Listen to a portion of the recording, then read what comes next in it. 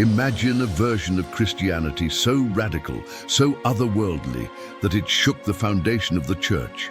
A faith that claimed the material world was a prison, and that true salvation came not through ritual, but inner knowing. They called themselves good Christians. The church called them heretics. For these beliefs, they were hunted, tortured, and burned by the thousands. These were the Cathars, and what they knew was never meant to survive.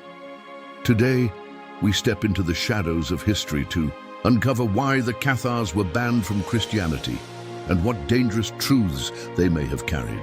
Southern France, the 12th century, a quiet spiritual revolution is unfolding in the hills of Occitania. The Cathars didn't see themselves as rebels, but as seekers, healers, mystics. They studied ancient texts, whispered Gnostic truths, and lived lives of simplicity, chastity, and detachment from the world. But here lies the fracture. The church taught that the world was good, created by a benevolent God.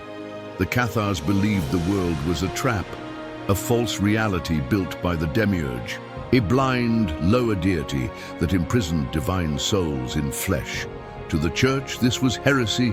To the Cathars, it was truth hidden in plain sight. They rejected the authority of Rome. They dismissed sacraments like baptism and communion as hollow rituals. They saw the church not as a beacon of light, but as part of the illusion. So ask yourself, what kind of power must a belief hold to provoke such fear in an empire? At the core of Cathar belief was dualism. Existence was split between spirit, pure, eternal, divine, and matter, corrupt, decaying, illusory. To be human in their eyes was to be a spark of divine light, trapped in a shadowy cage. They traced this teaching back to the Gnostics, the Manichaeans, even the Essenes, the same esoteric roots that Jesus himself may have drawn from, before centuries of doctrine reshaped his legacy. But the Cathars went further. They claimed Christ never had a physical body, that his crucifixion was symbolic, not literal. Why? Because spirit cannot suffer, spirit cannot die. To them, salvation wasn't earned through blood, but remembered through awakening. Their one rite, the consolamentum, wasn't a baptism.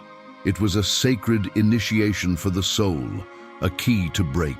The cycle of rebirth. In essence, they bypassed the church entirely. No priests, no indulgences, no intermediaries, only purification and direct communion with the divine.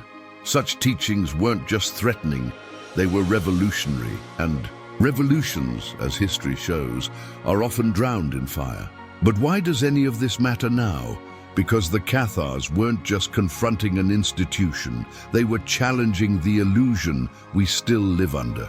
We chase wealth, status, pleasure, believing these things define us. But the Cathars remind us none of this is who you truly are. They called us to wake up, to strip away the masks, to remember that we are light here temporarily, not eternally. How can we apply this today? Sit in silence each day, not to ask, but to listen. Feel your body not as you, but as a vessel. Watch your thoughts pass like clouds across a vast inner sky. Practice detachment, not out of coldness, but clarity.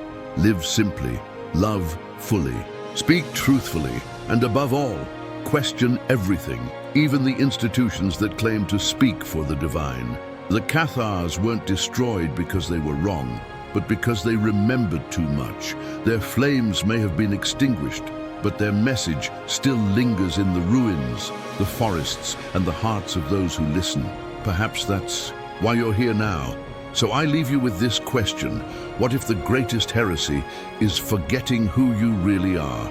If this stirred something deep within you, share your thoughts in the comments and subscribe for more journeys into hidden truths, because sometimes what's forbidden is what frees us.